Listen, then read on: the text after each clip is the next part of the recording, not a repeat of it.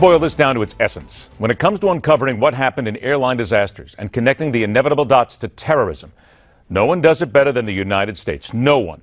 So it makes sense to learn Russian President/dictator Vladimir Putin has called in the professionals to see if they can unravel the truth behind Flight 9268. The Russians would likely rather cover it up. The Egyptians want to save their tourism dollar. But our time might be better spent focusing inward.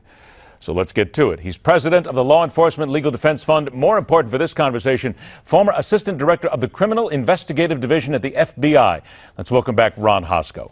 Ron, I want to thank you so much for joining us, and let's get right to it. When we hear that Putin has said to the FBI, we need your help, does that just prove to us that we're better at this than they are, and they know that they can't solve this without the real pros from Dover?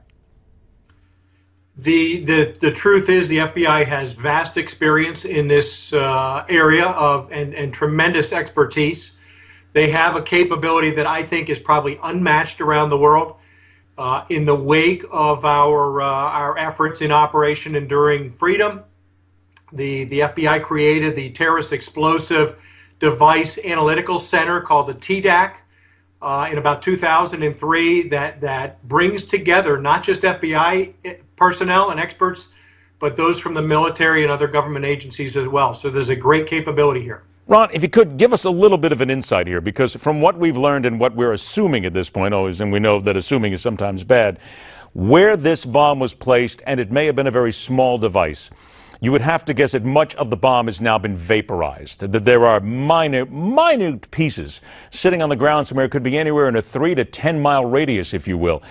How does the FBI then gather this together, and what are they looking for, and how can they find those things that may very well be gone? Right. This is an extremely detailed effort. The advantage is, from a forensics point of view, it was an area essentially over the desert, so that many of the pieces ought to be collectible.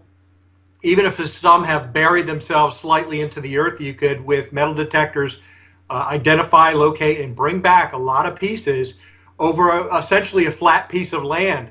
This isn't a remote mountainside, nor is it over the ocean. So I think there's a great opportunity for forensics experts with the right mindset to collect and then to analyze.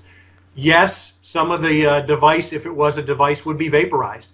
However, the FBI has shown repeatedly in investigations here domestically with NTSB and others that you can find those small items. Just look no further than Pan Am 103, where they tracked it back to barometric triggers and sensors and pieced that puzzle back together and went back to Libya.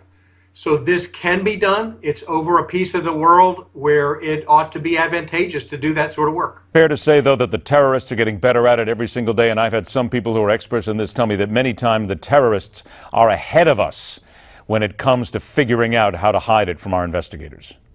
And make no mistake, there are people, particularly in the Middle East, the FBI had always looked at, in recent years, looked at Yemen to be the epicenter of new IED technologies meant to kill Americans and kill others that were not on their side in these conflicts. But the TDAC was set up just for this purpose, to look at terrorist IEDs and devices and the technology and the thinking behind it, and to look for DNA and fingerprints and those other things that will link a particular person to the building of a device. Ron, about the minute or so that I have left here, people are going to ask, could an attack like this happen here in the West, here in America? Let's face it.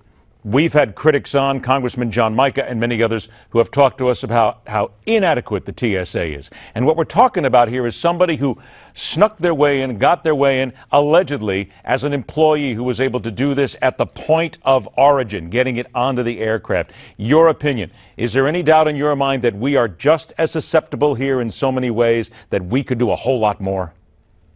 We could and we need to. This threat, the ISIS threat, the Al-Qaeda threat, they are not going away.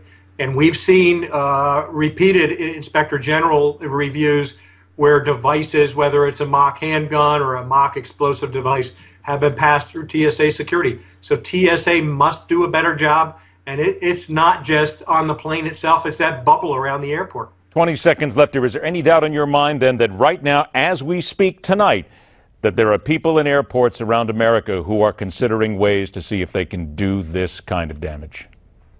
I would think certainly domestically, those thoughts are under consideration. If ISIS sees this as their victory, they're going to want to inspire others to do the same thing domestically. And there is the single biggest thing. They use this, we all know this, they use this for recruitment. They use this to push themselves forward here. And again, they may have just taken a monster step forward here, but we've got to be very concerned about what happens here in the United States. Ron, it's always an education. Thanks so much for joining us, my friend. We'll talk to you again soon. The Latino debate that mostly fizzled, and the Democratic Forum that proved to be more of a Hillary love fest. Add to it Bibi and Barry breaking bread. Go ahead and say that 5 times fast. You have the political animal next on The Hard Line.